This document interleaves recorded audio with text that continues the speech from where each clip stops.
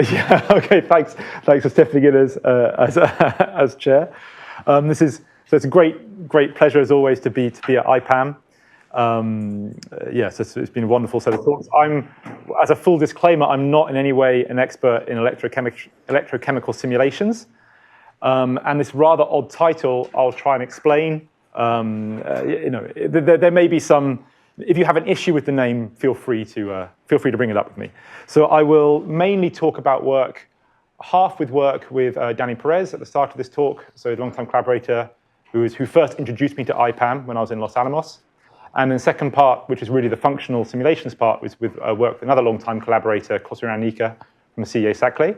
And throughout this, some of the work was done by a PhD, now staff member in CEA, Clovis Lapointe, a postdoc of Danny's, Baron, who's I think still at Los Alamos, and two ex-postdocs of mine, so Petr Grigorev, who is now at the CNRS in Lyon, and Ivan Maliov, who's now with Microsoft. I mention this because I'm hiring at the moment, so just showing that postdocs get hired once they left me. So most of this work was done, effectively all this work was done during my time at CNRS in Marseille. And as of a few months ago, I've moved to the Michigan Ann Arbor, so I'm now based in the US. And I'd just like to point out, especially the first part of this talk was really, a lot of it was done at IPAM. So I've sort of put them down here as a funding source effectively, but I've been very, very grateful for all the time that I spent at IPAM. And it's definitely a place that's been very intellectually stimulating for me as well. Okay, so as I said, I'm not an expert in electrochemistry, but I'm hoping to talk about two things that are hopefully sufficiently generic to be of interest to the audience, right? So the first one is more about fitting functions, and specifically fitting functions we might want to do simulations with, and functions that are what we call misspecified. So if I've got some function which I know the true value of, some sort of oracle, be it an ab initio calculation or a very high resolution solver of some sort, and I've got some surrogate model, which is a set of parameters and some other lightweight model, it's misspecified if there's no one choice of parameters that can exactly match the model everywhere. Right? So the error is always greater than 0. And so in that case, I know that the parameters of my model should be uncertain to have coverage. Right? If I want to, I should really have to have a distribution of parameters. And what is that distribution? So that would be the first sort of 10 minutes or so or 15 minutes or so of the talk. And the second part would be this functional free energy estimation, which is a rather odd name. But the point here is that we can, in many, many settings, we calculate free energies, which would be the log of a partition function. And if I'm using this surrogate model, or this be it an intraatomic potential, for example, to calculate a free energy, the result of this rather complicated integral is going to be a function of my parameters. And what is that function? And there's lots of applications for this. For most of the talk, all of the actual algebraic manipulations, I'll focus on linear models, so where these parameters have a linear dependence on some feature functions. I'll describe it in a bit more detail what those might be. But a lot of the results don't actually require this. They just become a lot more efficient in that case. And the two main goals are really uncertainty quantification. So if I've got this uncertainty on parameters, can I propagate that forwards? And inverse problems, i.e., I know that I've got a phase transition at a certain temperature, here at inverse temperature, so I know that the free energy difference should be 0 at a given temperature. Can I adjust my parameters to achieve that goal? Right, this would be my inverse problem. Okay, so as I said, I'm not an expert in electrochemical simulations at all. I work mostly in the defects of materials, but mostly at the atomistic level. So we're interested in things that often have exponential sensitivities. So you can think about mobilities of defects in metals or diffusion constants and things like this. And there are very similar problems in electrochemical reactions, so I'm not going to try to delve too deeply. I tried to make some examples that hopefully could be of interest to this community. But I think that some of the problems are very similar. We have this very large configuration space, and the things that I'm interested in calculating can be exponentially sensitive to the energetics on that space. Right?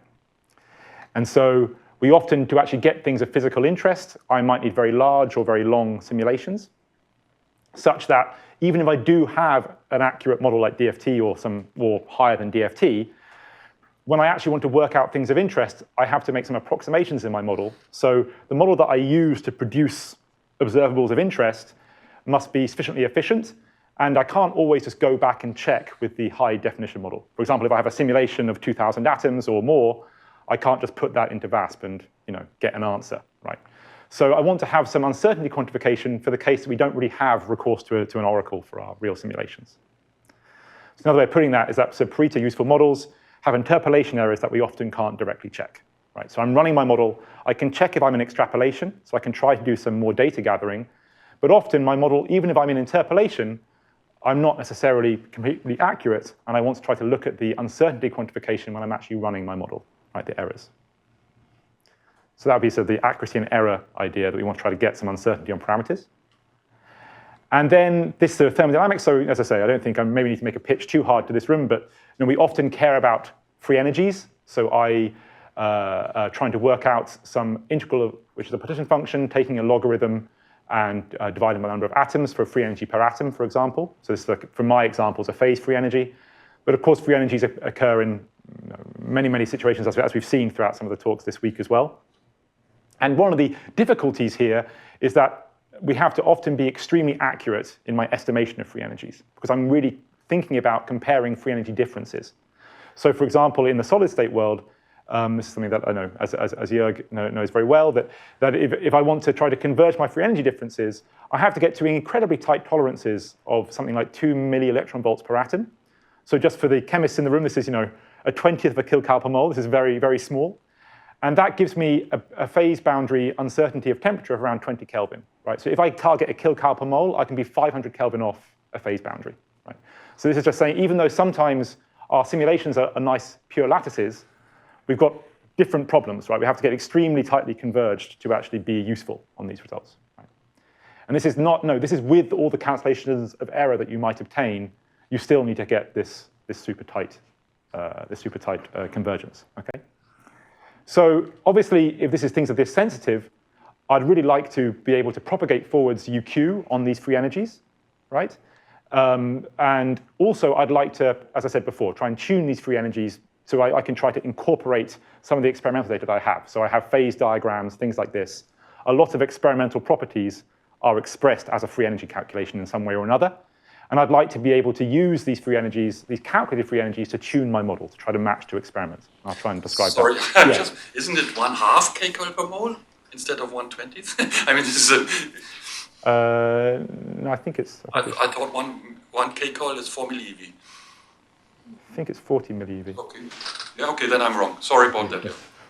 Thanks. But yeah. So this problem of calculating a large integral, right? So it's not the point here. Really, why is free energy hard in particular is because this isn't an expectation, right? There isn't a normalizing factor here. This is the normalizing factor, right? And this is a generically hard problem across computational science. If you look at the evidence in Bayesian computation, it's the same thing. It's a volume of phase space that I'm computing, right? So I can't. In the end, most schemes will end up expressing this as some form of expectation in a stratified sampling sense, like thermodynamic integration. But it's hard because I don't actually have the normalization constant here. It's a direct volume, and I'm comparing two volumes of phase space.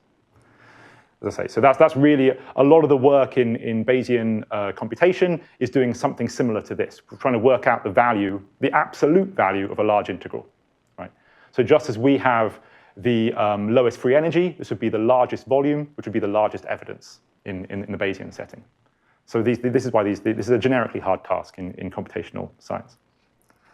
Okay, so why are these sort of things hard? This is an example of why, when we actually look at multiscale simulations, so here I've got a sort of graphic for my purposes in my typical setting, but I think these are quite generic. The point is that to propagate through from some form of trustworthy ground truth, I mean, quote unquote DFT, there's other, that's a model, that's a mean field model, there's better models than that for sure. But to go from my ground truth to a result, what I care about is not just a forward pass of a neural network, right? It's a very heavy computational process. Right? I might have to do long simulations, spend a lot of work at this stage to go from a ground truth fitting a potential to a result. So the prediction stage is very expensive. So actually propagating this through from the model up to the result is an expensive process. So, and we can also think about sort of slightly wrong with there. And similarly, it's kind of restating the point that if I have other external data, so either from other simulations or experiment and things like that, I'd really like to try to incorporate this into my model to hopefully get better results, right? So both of these things require some efficient way to propagate through these simulations, both forwards and backwards. So that's what I was saying when I say these quote-unquote functional simulations. The simulation doesn't return a number, it returns a function of the parameters of my model. That's what I say when I say functional. So a special case of that would be a differentiable simulation, which typically returns a value and a gradient, for example. That'd be sort of a first-order expansion of this function. Right? So this is good, and we'll show this for minimization. But in general, I'd like to have a function of my parameters, because this is nice to be able to have a value and a gradient, but if I'm doing back propagation, for example, I don't want to have to rerun my simulation each time I want a new gradient, right? Because this simulation stage is hard. And as anyone who's done thermodynamic integration knows, even getting one gradient it takes a lot of time, right? This is like one step on my lambda pathway of TI.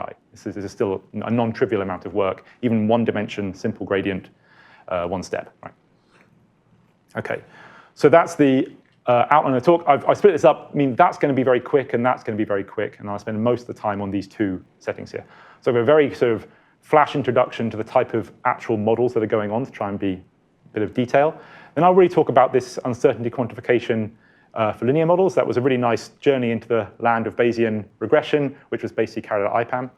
And then I'll talk a little bit about how this propagation stage, so one for minimization and one for free energy estimation. Yeah. I expose myself again, but I learned usually that gradients in calculations are, at least if you have, for example, plane wave course, are no problem because you just do a Fourier transformation.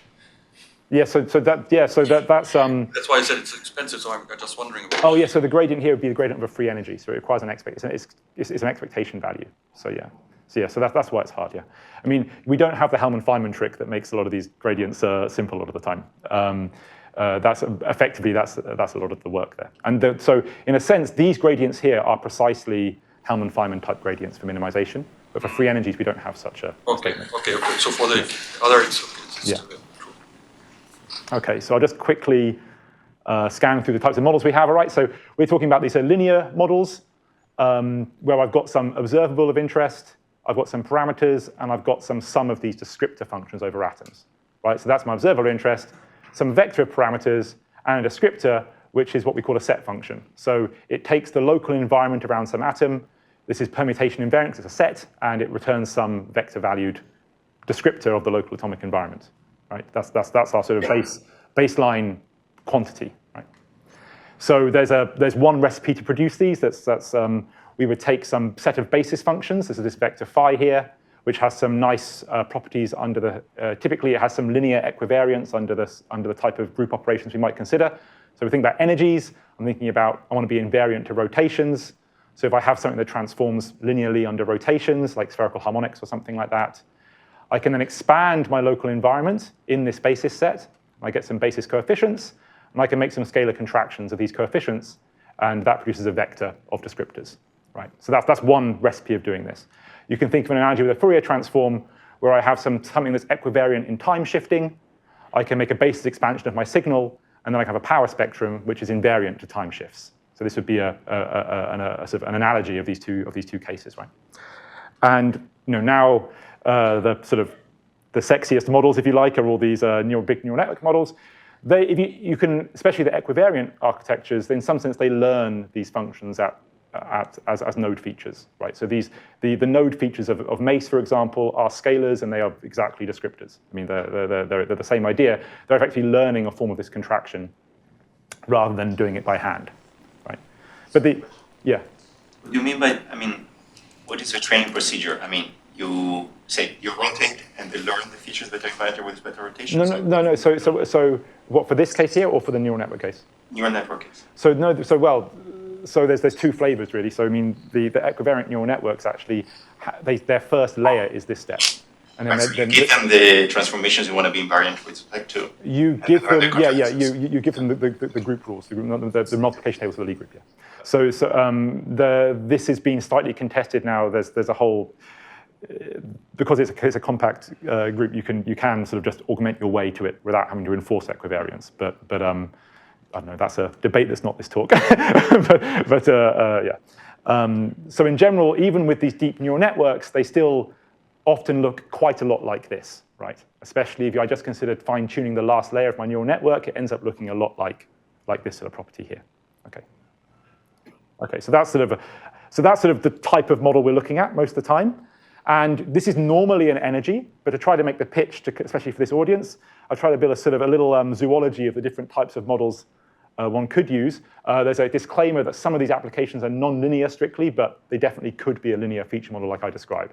So we could have, a most common one is electronegativities, right? So any sort of, think of the Beyer-Palinetto networks or these other networks, they use the local environment to produce an electronegativity before the charge equilibration step. So that's a pretty standard thing. There's things like polarizations. This is work from the Kaczynski group, looking at these in a similar way. We can think of looking at matrix elements from the local atomic structures. This work from Warwick in the UK by James Commode. This is from Choyoti groups, looking at dipole moments. We can also think of, as we looked for heat baths the other day, you have environmental dependent friction coefficients, which take into, as a function, these local environments. And with the fluctuation dissipation theorem and everything like that. In our work, we've actually looked at QMM. So this is a force, but we're actually using these adaptively to have sort of seamless matching between a DFT region and a large-scale MD region. So that's something we can do for looking at, in our case, looking at segregation studies, but you can think about generalizing this as well. So again, this linear form means that your matching criteria becomes a constrained linear solution. So it's a very efficient way to tune your model when you're linear. Other things that we've looked at over the years has been, this is with Chloe's PhD, but looking at expanding things like a vibrational entropy, which you can do from a localized density of states in this sort of framework. And I've also looked at some things, sort of like a COVID project, looking at using these vectors to extract microstructural descriptors. So you can think about taking a box and taking out things of physical interest, and we can build operators that where this is now not an energy, but one of these quantities here, and I can express this as a function of these descriptors. And we can also think about using these autoregressively. So saying, if I have some time series, can I predict how these type of descriptors evolve in time as well? So that's not this talk at all, but there's lots of different things you can do that are not just energies with these types of models. And a lot of them especially take in not just the atomic environment in terms of the ionic positions, but they take in electronic structure information into these feature functions as well to produce, electronegativities, polarization, et cetera, et cetera. Okay. Yeah. So what is the intuition behind summing all of the DIs? I mean, you have all the atoms are exchangeable, and yeah. So I mean, effectively, that is the. So I mean, here, of course, I could split this up. No, this doesn't have to be, how to say. This could be inside or outside, and this is sort of the adjustable parts of my model. I'm spending a longer time on the introduction, so I think I might have to skip Okay, so that was my quick introduction. It wasn't quick at all. I'm probably going to skip this bit and try to just go to these two bits here, because this is just doing. If anyone's done FEM, this is just doing implicit differentiation, so adjoint method for minimization. So it's quite a straightforward step. So I'm just going to talk. I'll talk a bit about these two, and I'll try and skip a little bit of the. So okay, as we now know very well, we've got these linear models, right? In this case, I'm saying this is just taking this average over sum of atoms, so it's just an extensive n here. I've got a deterministic surrogate model that I'm saying is linear. Okay, and I know that it's not going to be exact, so I'm going to have some uncertainty on parameters. And this would seem like a standard Bayesian regression problem, but in the computational world, it's actually quite an interesting Bayesian regression problem, because we know that the ground truth we're matching to is basically deterministic, right? I have very little aleatoric error, same input, same output. I have a lot of data, especially if I consider that every single force call is an independent data point per atom. So I have very, very weak epistemic errors, and they're misspecified, right? So no model is perfect, and there's no one perfect parameter choice. So this sounds like something that I'd want to get from Bayesian regression. Right? This sounds like I just run my scikit-learn, Bayesian ridge. This is going to give me an answer, right? So it turns out this doesn't work. This is a known thing, that it doesn't work at all. So this is an example for a misspecified regression problem, some quadratic plus a sinusoid, and I'm trying to fit just a quadratic to that, right? I'm never going to be able to do it, but I'm running out-of-the-box scikit-learn here and just looking at my posterior distribution, doing plus minus 3 sigma on the parameters, and producing a max-min output bound, right? Plus minus 3 sigma in this case. So when I have 16 times as many data points as parameters, I get something that looks okay. But as I increase the data, I concentrate more and more and more. My posterior concentrates. You can actually show that the Bayesian, the Gibbs posterior, or the Bayesian inference posterior, concentrates to a delta function in this limit. Right? This is just steepest ascents on the loss function, and I concentrate to a delta function. So it's got this pathology where clearly my output prediction is not at all covering my data. Right? And this is especially common in this sort of modern world of surrogate modeling when I've got a fairly simple model, right? Because n could be many hundreds of thousands, right? So p can still be quite large, and large data sets, right? So this is the issue with Bayesian regression, where the posterior does not do anything at all. So what's going on, right? So it turns out that the Bayesian inference provably ignores misspecification. So as I said before, I said it many times, for these models E of x, I want to learn atomic energy. I can write this as my true data has a conditional distribution of input and output. This is going to be a big forest of delta functions because my model is deterministic. Right? And I can write down the same distribution as a function of my parameter posterior. So that's saying parameters, input, and output. So if I give myself an input, some parameters, I'm going to have a delta function type output, and then I'm going to average that over my posterior. So I want to compare these two distributions. That would be ideally what I want to do. In this deterministic limit, right, I don't have to worry about the shape of this distribution. I can just say it's some thin Gaussian with a vanishing width, and it's ditto, same thing for this one here, right? Okay. So there is a natural error metric for this. It's just the cross entropy between these two distributions. So I can say what's the KL from here to here, and I'm going to write down some constants and just an expectation of this log of this distribution here. Right? That's what I would have for my error metric. But it actually turns out that this is aware of misspecification, but Bayesian regression does not do this because it's absolutely horrible quantity to look at. Right? I'll do that more on the other side. So if you look at this quantity again, what is this saying? This is saying that I'm integrating for every single data point. I'm integrating over all the parameters, and I'm doing that, taking the logarithm, and then doing that for every single data point. And I'm supposed to take a derivative of this thing and try to minimize it. This is an absolutely horrible quantity, and no one can really do this well. Right? So no one really looks at this. Instead, what you do is that you do what every applied mathematician likes to do, is take a Jensen upper bound, and you say this. You know that the log is convex. So I take a Jensen bound, and then I swap the order of integration, and now I have a much easier problem. Now I'm saying I can take an expectation of this guy with respect to parameters, and then I can try and take a derivative. And this is the loss. But this is clearly minimized by a delta function, right? This is a function, no, this is some function of theta, expectation value with respect to some distribution. It's going to be minimized by just a delta function over whatever minimizes this loss. Right? It turns out this isn't actually exactly Bayesian inference, because this assumes an infinite amount of data. But there is another upper bound, a really nice paper from about 10 years ago, where you use Hofferding concentration inequalities, and you can show at finite data, this loss is bounded from above by an entropic regularization, which this is minimized by exactly the Bayesian inference loss. So this is kind of the hierarchy we have. We've got this thing that I would want to calculate, but I can't. I can bound it from above by the loss, but this requires infinite data. At finite amounts of data, I can do this entropic regularization, and I have this Bayesian inference. So that's kind of the hierarchy. And what we've seen is that for these underparameterized models, this bound here is tight, or fairly tight, and so I'm in this regime that I care about. That's the fact that I'm taking this upper bound is why I'm doing this overconcentration, this error to the data. Right? There's quite a strong analogy here which I'm writing up, but you can say if the energy is the loss, then the free energy is generalization error, and we have Gibbs-Bogoliubov is the same as the generalization error to the loss. Right? So effectively we're ignoring the entropy, which is misspecification in this case. Okay, so I'm talking for a bit too long, but I was trying to get to maybe I'll skip exactly how we do. So what do we do in the end?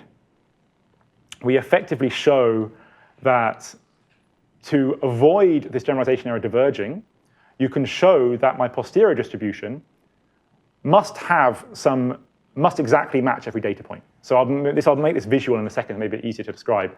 We're saying that this posterior distribution must have mass in every single set, which we call a POPs. And this is saying for every single data point, what's the set of parameters that give exact agreement, right? So I can define this for every data point. Misspecification means that their mutual intersection is empty. And I can say that I know that my posterior distribution must have mass in every single one of these sets. Okay, so I'll try and make it more clear visually on the other side, right? So this is saying that, say these blue circles are where I have exact agreement with x2, x1, x3, etc. I can find a solution which is inside here is going to exactly match x2. A solution which is inside here is going to exactly match x1. And I want to have a distribution that is as tight as possible to minimize the entropy, but covers every single one of these sets. That's the goal of my posterior. And it turns out we can do this very, very easily by saying I want to find the loss minimizer that interpolates this point, the loss minimizer that interpolates this point, and so on and so on and so on. And that's those red dots. And for linear models, we can do this analytically. We have a rank 1 update to this solution. So I think I do have a video that shows this, right? And our final ansatz turns out to be super simple. We just have a hypercube around all of these points. So here's a visualization of what that does. Here is fitting a linear model to a quadratic model, right? So I've got my 2-dimensional parameter space, and my pops, this set of points that exactly interpolates, is a straight line in this case, right? So here's for x equals 1.1. I say x equals 1.1. These two parameters equal whatever is 1.1 squared, right? And that solution in parameter space is a straight line. And the loss minimizer is this point on that line. So now I can iterate over my whole data set, and I find the loss minimizers, and that's that gray line. And because of the convexity of this particular curve, these loss minimizers, that's why there's a loop there. And then the hypercube is just this box around all the points.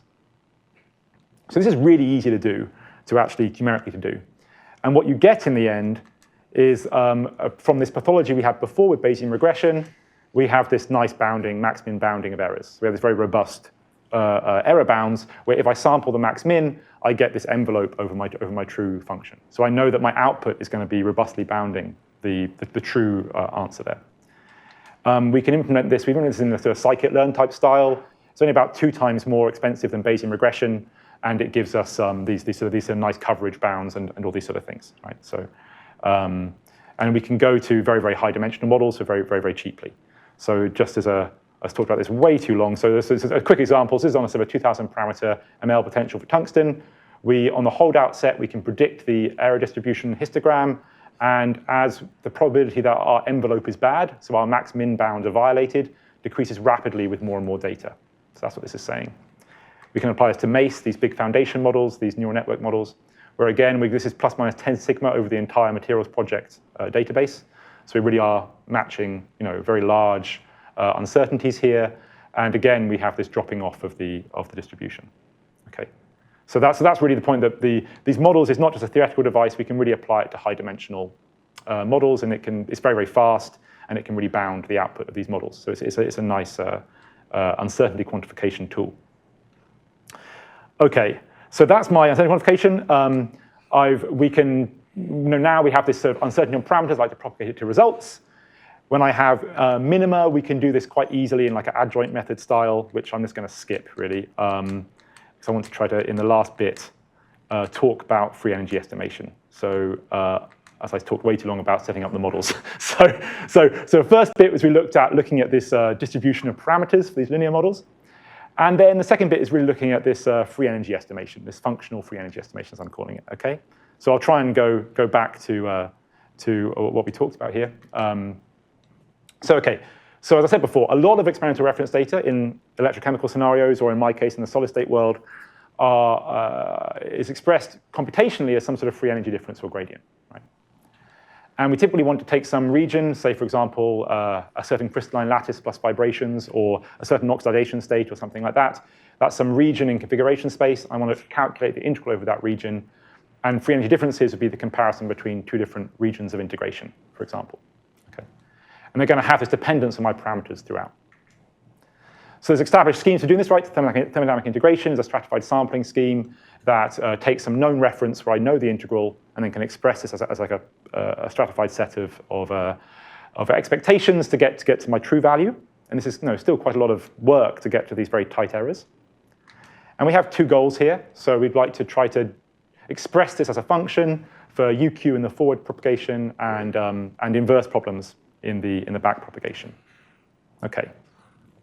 So how we do this, no, obviously I wouldn't be talking about this unless we could do it, right? So we can do it in using the densities of states, right? So you may know the density of states, this idea that this is the number of volume of microspace with a certain energy, and I can write my partition function as a Laplace transform of this density of states. Now, I actually don't like this name because it's not a density. It's a count. Densities integrate to 1. This integrates to infinity, right? This has a divergent integral. This is actually why it's hard to do. This is why Wang-Landau causes pain and stress in people. This is, as n goes to infinity, in the thermodynamic limit that we care about, this integral diverges exponentially fast, right? So because it's counting states, it's not a density of states. So this is a really horrible expression to start with. I can control this divergence if I start thinking about entropy, which is, of course, what we do in Wang-Landau as well. So I can write this down. I can write my density of states as an intensive entropy. So I can write it as a term where it's exponential to the n times something that is independent of n. Right? This is an intensive term from the thermodynamic definition. And it's quite, if I write it like this, I can then take the thermodynamic limit, and I can use Laplace's method or steepest descents to, in fact, exactly write the free energy. So I can write the free energy in this thermodynamic limit, and when I do that in here, I can see that the free energy emerges as the Legendre differential or the Legendre dual of my entropy. Right? This is saying that I've got some linear term minus the entropy is a function of E, and I can write down the free energy as this minimization, this convex minimization of the entropy. Right? So this is a kind of, if you would like, say, temperature agnostic evaluation of the free energy. Right? If I could work out this, it turns out, of course, this is just as hard as working out the free energy, but if I could work out this entropy, then I would have access to the free energy for any value of my temperature. Right? If this makes sense, right? I calculate S as a function of E, and then I do this Legendre transform, and I get my F, right?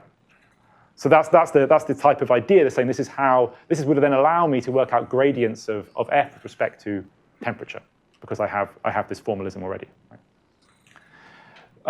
So just saying yes, this is effectively what's behind a lot of the Wang-Landau under the hood, but because of this ill conditioning, this makes it extremely horrible object to look at computationally. So our first step is to make this problem even worse. We do exactly the same type of manipulations, but with these linear descriptor models, right? So here I've got the linear descriptor model. I can write it as this energy times n of this theta of v. I can now write, rather than a density of states or a count of states of energy, I have this descriptor density of states.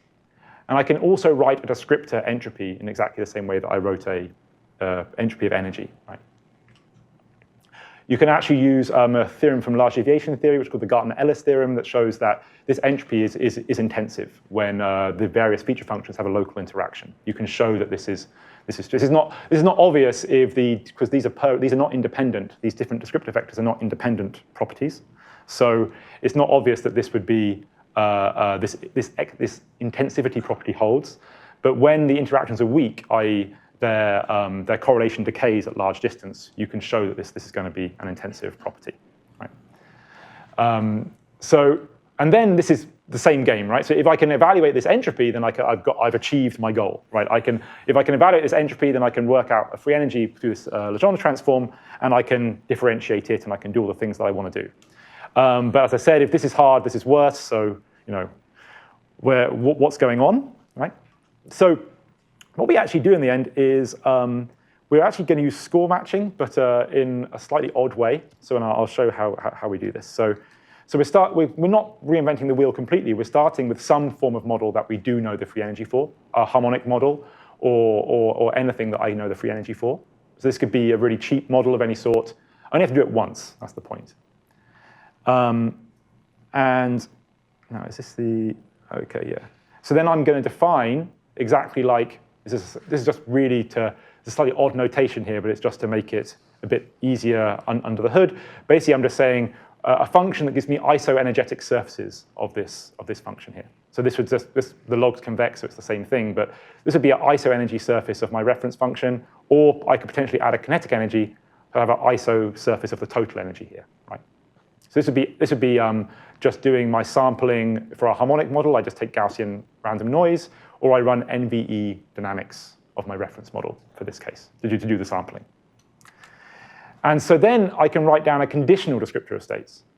So this is now, I can say, I can do a marginal here, right? So I'm saying for all states that are on this iso surface, what's the density of states here? And now this is actually a density.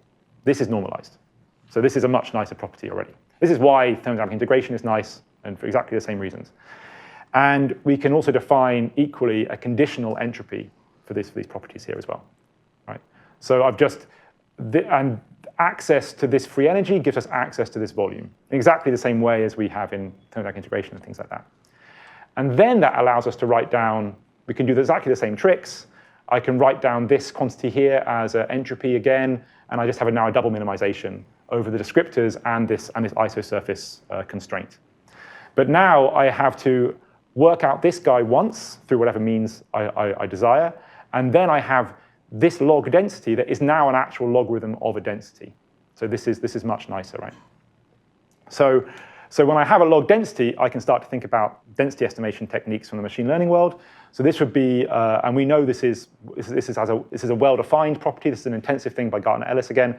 So we can start thinking about score matching, right? This is how I estimate log densities all the time. But as we know, the score is the gradient of a log density, and the issue there is that I miss a constant term, which is kind of really important for me here, right? So I'll try and write this down again. So there we are. So this is just to kind of summarize this. I've got these conditional entropies, and yeah, I can sample this quite easily, right? As a sort of a restatement of that fact, basically. I'll show exactly how we do the score matching now. But in general, we want to have some isosurface function, which are these. I could just do sampling on a harmonic model. I could do NVE sampling. In general, because we're evaluating things by steepest ascents, I want to have a function that maximizes the curvature of this entropy in general. That's like a general criterion for what I'd want for numerical efficiency. So what we do in the end is we make a very, very simple tensor compression scheme to evaluate the gradient. So this is what we call the score, the gradient of a log density, the gradient of an entropy. I make a very low rank tensor compression scheme. So this is a vector. This is some one-dimensional function, typically a polynomial, like a seventh order polynomial, and I have a certain number of these. This is a very common, actually, low-rank tensor compression scheme that's around in the literature. And solving the score matching loss, this is my famous score matching loss. But the really key thing is that because I know it's a density, I'm taking steepest ascents, I actually know what the maximum of this conditional entropy must be 0. So this is really from the manipulations that I had before, I can write down this as a density, and I know that the integral of e to the n of this is 1. So I take the logarithm, and this turns out to be the maximum of this entropy is equal to 0. So this is really the nice thing, because it means I can match the gradient, and then I can integrate it really easily. So I don't just get this score, I get the entropy, because I know what the maximum of this function is, so I can fix the constant of integration. And this is what allows us to do all of the sampling. Now, it turns out sampling these free energies is very simple, and it can be very parallelizable. It costs around 10% of a single thermodynamic integration calculation for the whole sampling. And at the end, I have this function that has a broad approximation range. That's the idea. So I have this function, which is about 10% of the cost of a single calculation with the expensive model. I can do, say, a harmonic approximation for my reference. And then I have this functional free energy is the thing that I was saying from beforehand. So as just two examples of what we have things we have here, right? This is the idea. So as I say, it's very cheap. This is the hardest part here. We're actually generating test data.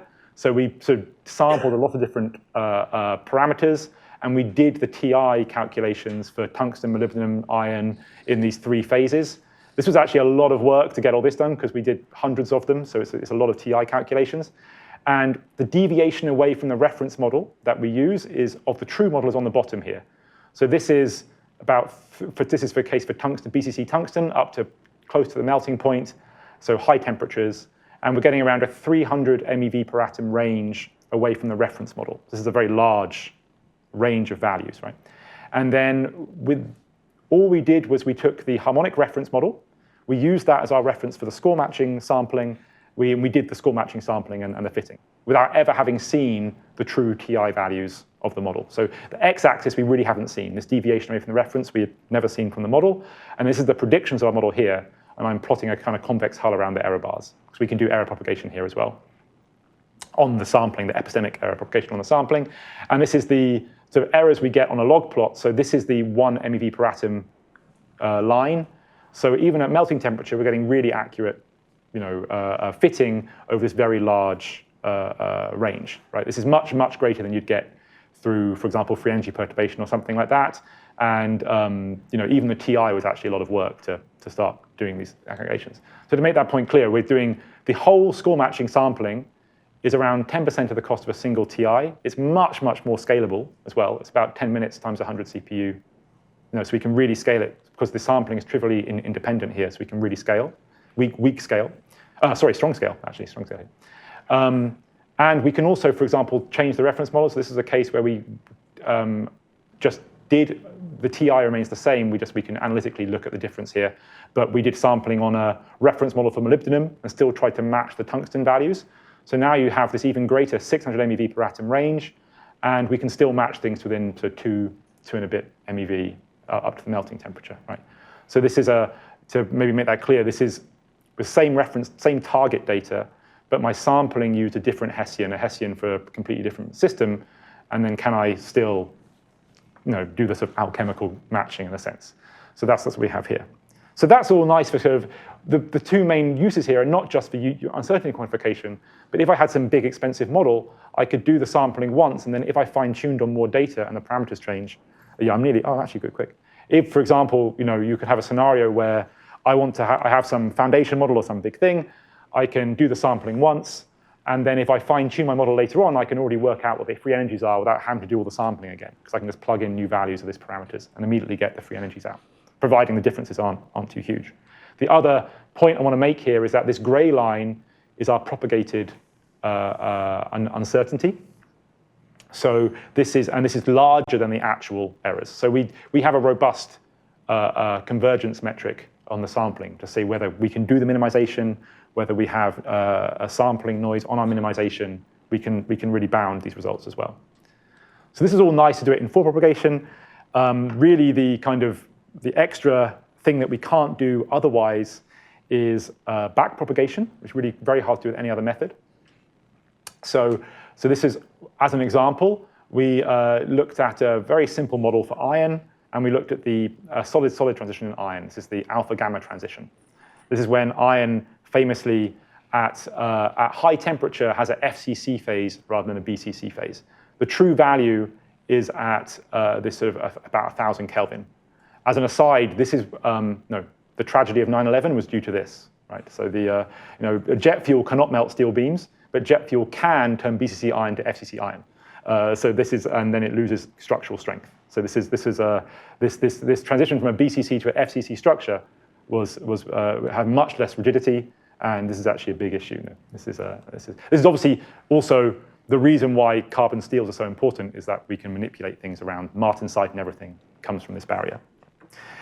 So this is clearly an important microstructural phenomenon in iron, and if you plug in a model that we had, we wasn't designed to try to match this, but as an example, we have our reference model, which is stable for FCC and BCC iron, but the transition temperature is way off, right? It's about double, it's about 2,000 Kelvin. And you can see the differences behind this are really subtle, right? It's a very, very small differences that lead to this. But now we have an approximation, we have this functional free energy, so I can just simply say, okay, I can express this free energy. Here's my target critical temperature. I can express the critical temperature of my model by saying at what temperature are the FCC and BCC free energies equal as a function of my parameters. So I can now have a loss function which has the phase boundary in the loss, right? So I can have my regularization against my training set, and I can have this free energy in the loss function. So then I can do my gradient descent. There's no extra. I do sampling once, and I have this gradient descent, and I have this critical temperature. And you can see that it kind of smoothly converges. And the actual change in the end is super tiny, right? So I'm still keeping agreement with the zero temperature properties and all these types of things. So I can put all sorts of regularization terms in here against the training set. But the key point is I'm doing this super subtle rearrangement of the parameters, I'm actually then now getting this fine-tuned model that keeps the zero temperature hierarchy of states, but I've actually differentiated through this sort of quite complicated simulation routine and matched up. And as an example, this is kind of when you zoom in, this is the free energy difference as a function of temperature. And you can see that it's not that much, right? But it's got a big consequence because the gradient's so low. And this is why these things are complicated. Of course, there's people who know a lot about irons and steels in this room. So I want to make it very clear that this transition is actually magnetic in origin. This is a non-magnetic model. And there's all sorts of kinetic properties, of course, that influence phase transitions. But this is just an example that we can start to, these type of quantities you couldn't really do in any other way, really. There are various schemes where you can evaluate the derivative of a free energy as an expectation. This is used a lot in machine learning, the derivative of a log density as an expectation. But I think it's one important thing to think about when going from machine learning to science is that the algebraic expression might look the same, but they use it in very different ways. So we really need very, very tightly converged gradients. In machine learning, all they require is an unbiased estimator of a gradient, and then they can just do stochastic optimization. So they don't care about the noise, they just want to have variance reduction helps convergence, but they don't really care about that. They just care about having an unbiased estimator, whereas we care about a really finely converged gradient for the scientific purposes, and that's like a big difference between ML and scientific ML a lot of the time, is these type of issues. But so that is actually my last slide. So there's this sort of thing. There's obviously many different ways you could think about, including free energies in loss functions, and there's a bunch of different perspectives we can do with this. So with that, I will thank you for listening. And so this rather odd name is really trying to say we can do lots of things, and we can express complicated simulations as a function of the underlying model parameters. If we go beyond Bayesian inference and we actually look at misspecification, we can start to resolve some pathologies of Bayesian regression. So this is what we're calling POPs. I didn't talk about this, but we can do adjoint methods to then propagate this very rapidly through minimization and barrier calculations and things like this. And then this functional free energy estimation is really a way that we can express these quite complicated integrals as a continuous function of the underlying parameters. So all codes are available there, and I'm hiring a PhD in Ann Arbor and a postdoc with collaborators in France. So thank you very much. Thank you.